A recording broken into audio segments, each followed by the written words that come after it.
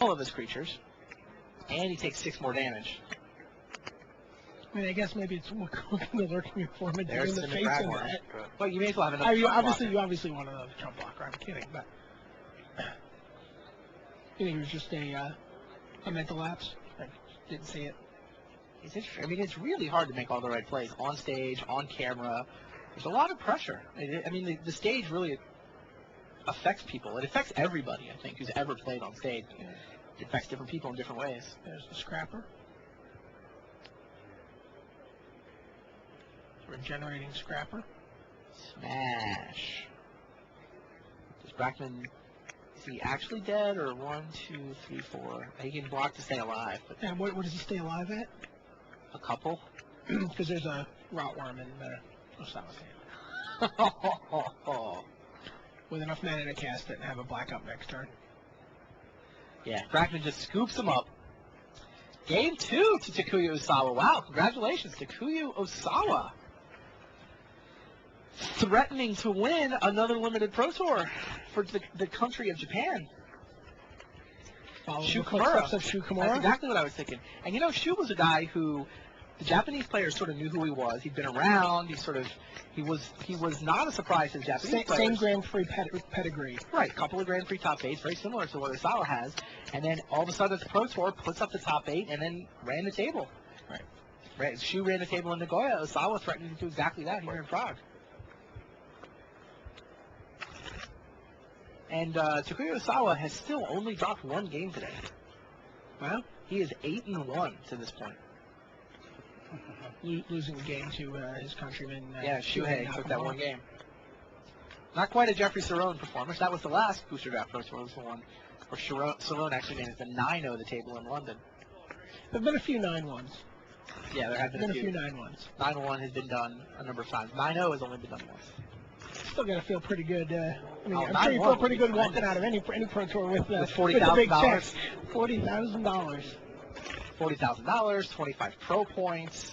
I don't know. Did they just put him in the lead in the Player of the Year race?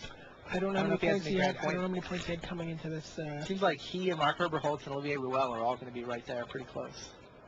Did we ever figure out if Dan OMS got his Hall of Fame eligibility?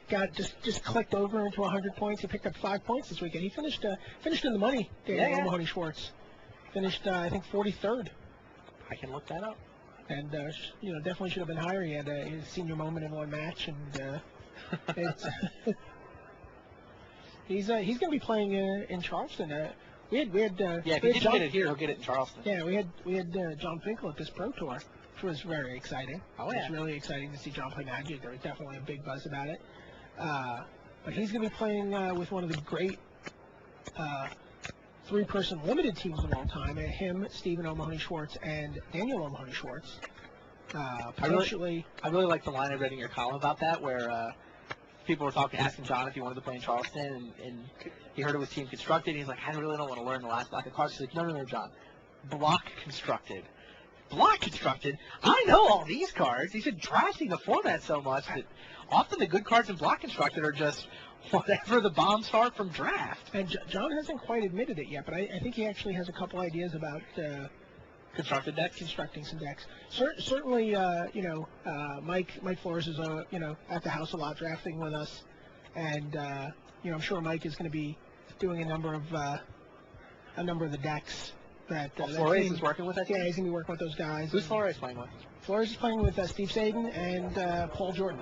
Okay. Paul Jordan is a little secret in teams. He's won money on every Pro Tour he's played in teams. He managed to drag you to some money, right? No. I never played with Paul. He dragged me to some money in New Jersey at a Grand Prix. Yeah, definitely. To answer the Dan O'Mahony Schwartz question, by the way, Dan came in with 90 pro points. Okay, so he's got 95. He's up to 95 now. So he needs a little bit of a showing in Charleston. He get at least 2 in Charleston to 97. He needs 3 more points to appear on the ballot and get a vote in the Hall of Fame this summer. Oh, Sawa going down to 5. Yeah, I guess you don't feel as bad about going down to 5 when you're up 2 games. You can be a little more. You can play a little. I don't think you ever feel good going down to 5. But a lot of times going down to 5 is the right play. I think people keep bad 6. I think keeping 6, the bad 6, is much worse than going to 5. I totally agree. Completely agree. Something I've been really working on personally in my game is like being much more aggressive about taking that second mulligan. I hate to do it. And if I see a land, or I see, I'm just like, oh, I don't want to. I mean, I'll always mulligan, obviously, the no lander. I mean, that's pretty easy. But you see one land sometimes, you're like, okay. Like one land, a 7-card hand with one land is almost automatic. Right. It's very rare that you can keep a one land. I mean, you have to have, maybe with a signet on the draw, you can think about keeping that hand, but that's about it. And the hand has to then be good if you hit the land in the next 2 draws. 6-card one land hand, though, I do think that the rest of the hand has to be decent for you to keep that. If the rest of the hand is mediocre, cash it in. Right. Absolutely. Go to 5. And I've been doing that a lot more, and I was surprised myself. I've actually taken a couple games down to 5, and I think if I kept the 6er. Sawa goes his 5-card hand delivered up. He kept the one lander, but he would certainly. Well, a 5-card with a 1-drop and a Utopia's Sprawl, I think, is an easy. It's an automatic. Oh, no, he's got 2 lands. He's in great shape. This seems like a fine draw for a 5-carder. So is he blessed if he makes a turn 3 monster? Brackman, meanwhile, only has 2 lands. Does have the Star Fletcher and the Signet, though. 2 lands, 3 mana sources, 4 mana. 4 mana sources. Yeah, there it is. There you go. Everything going Brackman's way for his mana, anyway. If he can make a Gleam Crawler next turn.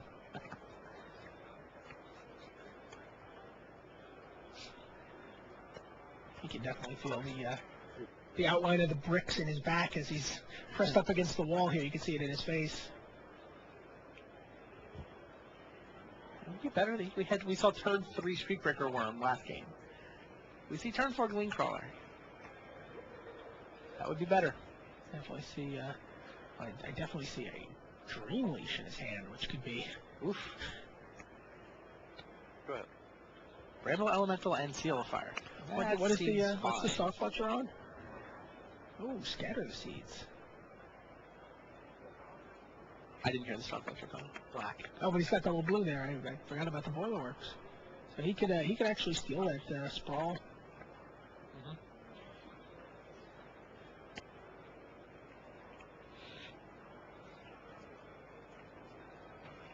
Sounds like a pretty good 5-card hand for Sawa, though. Yes. Doesn't seem good enough, given what we know about Brackman's hand.